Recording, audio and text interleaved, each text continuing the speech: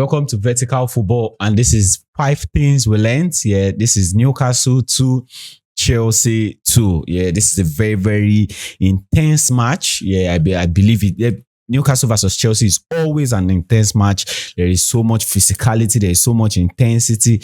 Dramas. Sometimes you expect this is going to be a penalty. That's a foul. The ref decisions. A whole lot of things is what comes together when we go into a Newcastle match versus Chelsea. Yeah, and I think this is one of the very, very beautiful example of what their match used to look like. So speaking about the overall of the match, I believe it was a game of two halves. Yeah, in the first half, we started out slow. We were being played into the game.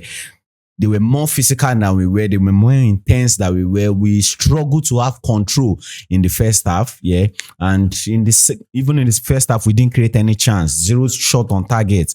Majority of the shots that we had was off target and blocked shots. So coming into the second half, I think we controlled, or let me say in the 40th minute to the 45th minute, we started to get control over the game. And then coming into the second half, we just added intensity into it. And I felt like we matched up the energy. We came on and leveled in score. And we even almost went on to get a win. They also had their chances to like bury the game and make it 3-2. But I feel like it was a very, very beautiful game. There were a whole lot of individual performances from the two sides. The ref and his decisions also affected the match in some ways. But I just think overall, I think it was a very, very beautiful match. It was a deserved point for the two sides. Yeah, won a share of the point. So let's go into the 5 things we learned in this particular match, and let's deep dive into it. So the first thing for me is I believe after the first goal, we became reactionary. Yeah. And it was something I detested so much. I think watching it, I didn't like what I see at all, because it was very, very obvious that after we considered the first goal, before we even considered the first goal, the first 10 minutes was very, very intense. But we were still getting a control of the ball. We were pushing the ball around, doing all of those things. Then all of a sudden, bang, they just got a goal out of one count or one cross and just a slip from Chaluba. I felt like we gifted them the goal, but afterwards it was more of then what's next. I felt like we didn't necessarily respond. What we did was we reacted. Oh, these people have scored us. That's not a good situation to be in. Let's try and get a second goal, which was a good mindset. But the way we approached it, I felt like was not the best way to go about it, because they were intense. They were running at us. They were being physical at us. Then all we had to do was, because we want to get the goal, Sanchez just get the ball and boom, he's launching it inside. And we were not able to get the first ball or even get a second ball. We were just launching the ball, and most of the time we were just launching it into their hands. And it puts us in a space where we almost look like, for the first 40 minutes of the game, we almost look like we had no plan. Yeah, and I still put that on us being reactionary, because when something happens and instead of you responding with the plan that you have on ground, you are just reacting to what the incident is. You definitely do not have a plan at that point. You have a plan, but you are not executing your plan. So I feel like that was what happened in the first 40 minutes. And when you got into the 40th minute to the 45th minute, what I was expecting of the club to do was what they did, or the players themselves. Put a stamp on this game, get a grip of this game, put a stamp on it and take control. And I felt like they did that in the 40th to the 45th minute. And it was very beautiful to see that even Newcastle, they couldn't run into us anymore. They couldn't press us so intensely anymore, because now we have gotten a hold of the game. We have put our stamp on it, and then we are in control, kicking the ball from this side into the other side, then building up gradually. When it gets to Garnacho, it increases the intensity and it moves on into trying to get a shot or making a cutback. And I feel like that was very beautiful in the 40th to the 45 minute. But the first 40 minutes, I believe we were reactionary. We just played into what has happened and we were just lost in the whole thing. So let's go into the second thing. The second thing for me was the very obvious one for everybody that watched the match, and is most especially in the first half, was the duels. Yeah, I feel like we were second best in majority of the duels, in the grand duels, in the area duels. I feel like we were second best, because these guys they showed more power. They were very, very intense.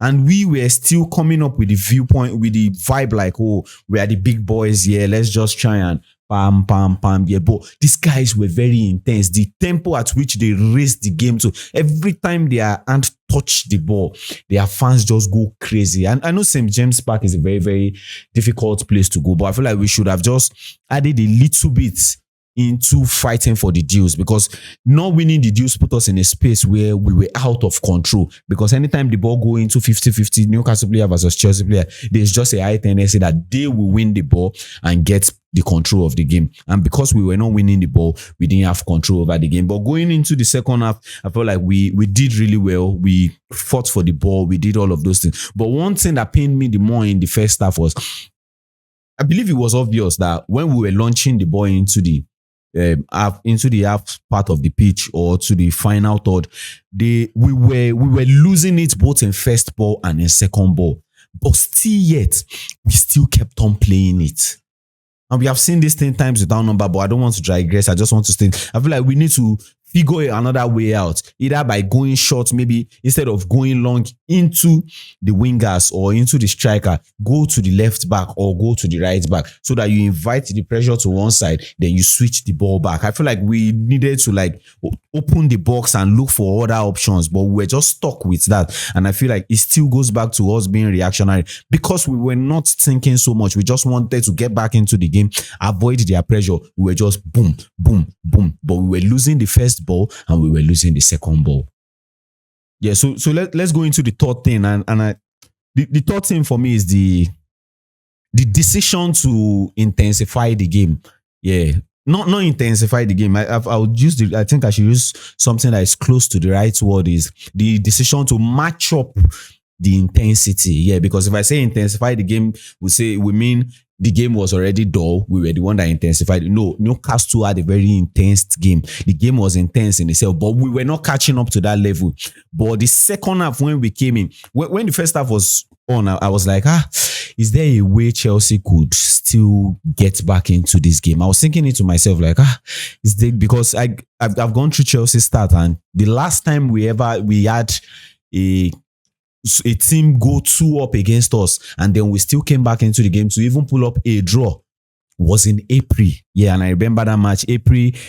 That was a match against Ipswich when they were 2 goals up, and then we came back 2-2 into that match. That was the last time. So we didn't have it in our psyche that when we go 2-up, then we are still going to come back into this match. I was already thinking, how are we going to ever come into this match? So when they came into the second half, I was like, now we have everything to lose. Since we don't have a way to come into this match, out of my own thought process, we don't have a way to come in. Let's just match up the intensity of this guy. Let's just go to that level, because we have shown it times without number in this season that we can match up a very intense game and play in that particular one. So I just believe when they came into the game, I saw a glimpse of it, like, oh, these boys are going 1v1. These guys are marking man to man. These boys are not sitting back too much anymore. They are coming into the game, getting the ball and making sure the passes are fast and also intense in the level that Newcastle brought in the first half. And I was like, wow, yes, this is it. We are going to go into this game. I never thought we were going to get a win,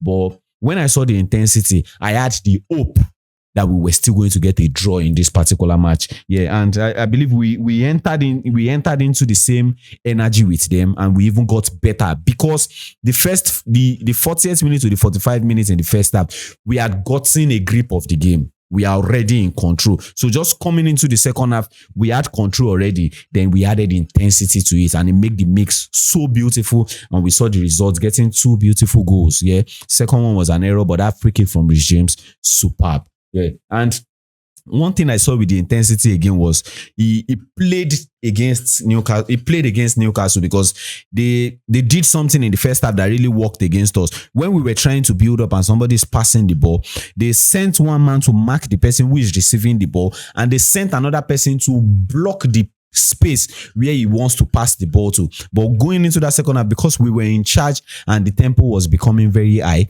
when Moses Caicedo gets the ball and he's still turning his back to the opponent's goal, he just those kind of split pass, because they know, oh, when he gets the ball, he wants to drop a straight pass like this. So somebody's always coming there to come and get the ball. So he just bends the pass and just give it to the attacking midfielder or to the left, to the right winger, who just in turn move the ball and just build up into attack. So I believe in the second half, matching up the intensity was one of the best decisions that we took in the second half. So let's go into the fourth thing. And this fourth one is a situation that I don't necessarily always like to talk about, which is the referee's decisions. Yeah.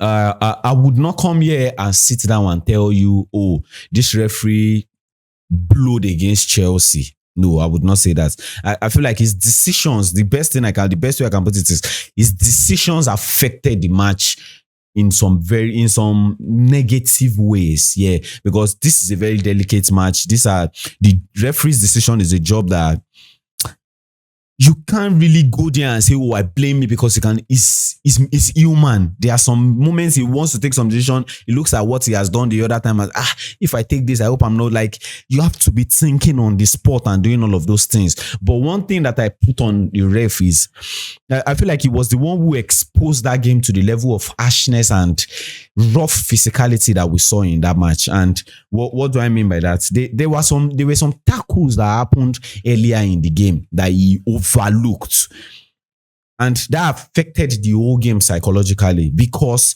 you look at somebody stepping on the other guy, which is clear that this is a foul. You look at somebody matching another player and you know that, oh, this is foul, and this is in the two cases, Chelsea and Newcastle, they're doing it to themselves.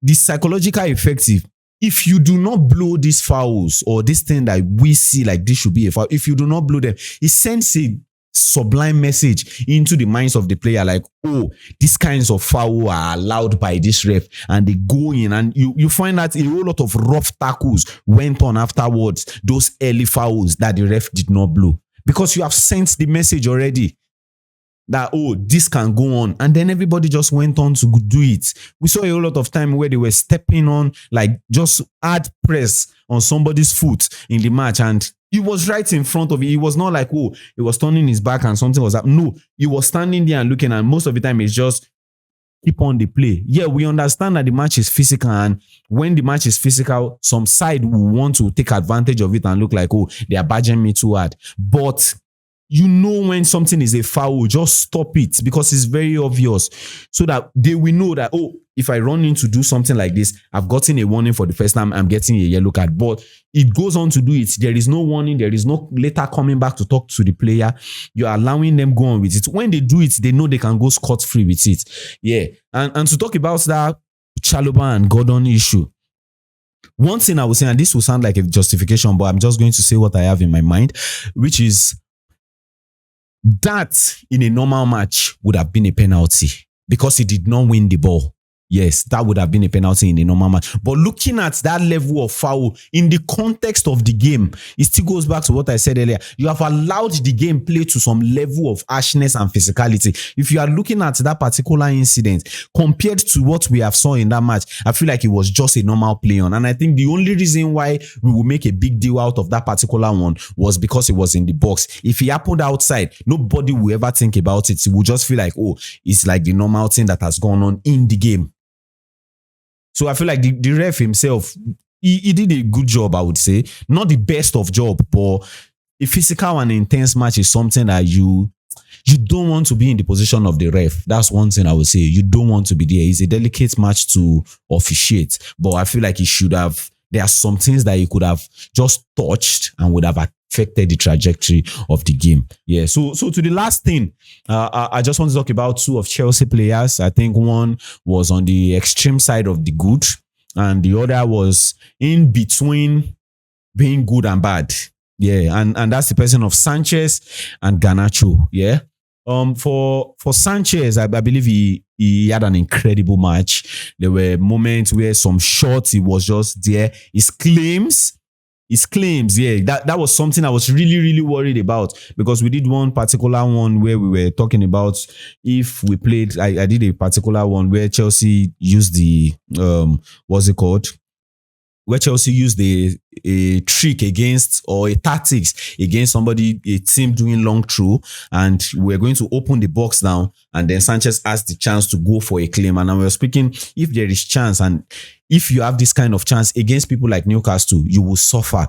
But in this particular match, that's not the situation, but his claims was top notch. That's the bottom line. I feel like his claims was top notch in this particular match. Every time he went for the balls, he just cleared it off. So he gives us that space where, these Newcastle guys are tall guys, looking at somebody like Motimade, looking like somebody like Fabian Shah, looking at Bruno Gamares. All of these guys are tall niggas. Like, so whenever the ball is coming into the box, you just know if Sanchez goes for this ball, he's going to get the claim. And he just puts us at a very big rest. And even aside this claim, his shot stopping ability is superb. Yeah, he's superb. I think I was really impressed with Sanchez in this particular match. And that assist, man, that's something we have always been thinking about. Like I think I still spoke about it with his fast break. When he gets the ball, he's not just holding the ball to sit back and just hold it there.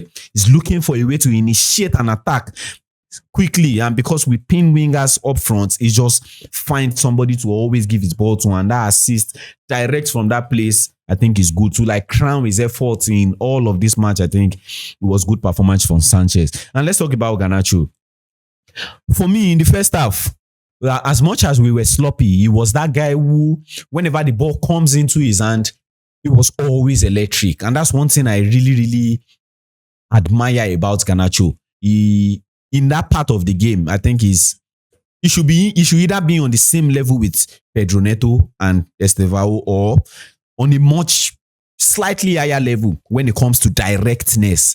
When he gets the ball, deep down within yourself, like, this guy is going for that defender and he wants to go and beat that defender. And I really appreciate that. But the things that I felt like he didn't really do well in this, but there was no so much dynamism in his game in this particular one. When he gets the ball, most especially in the first half, Lewis Miley already knows that he wants to run. So he just opens that space for him and not allow him go back here. Just allow him go there, and he just chase him into that place. And most of the time, it just resulted in giving them a goal kick.